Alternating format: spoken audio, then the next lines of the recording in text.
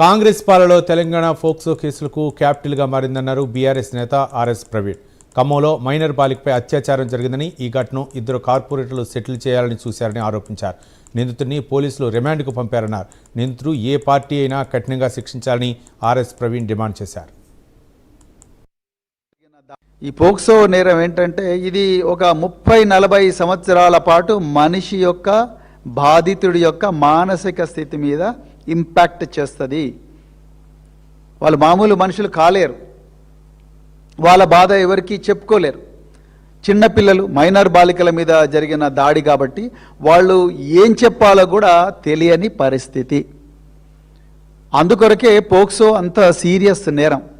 గత 2024లో తెలంగాణలో దాదాపుగా 2103 అంటే 2103 ముగ్గురు మైనర్ బాలికల మీద ఈ లైంగిక నేరాలు నమోదు అయినాయి.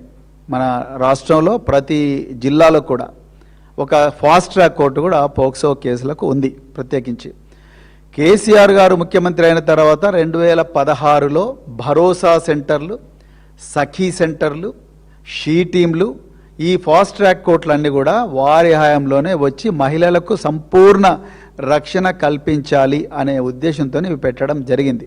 ఈ పోక్సో నేరం ఏంటంటే ఇది ఒక 30-40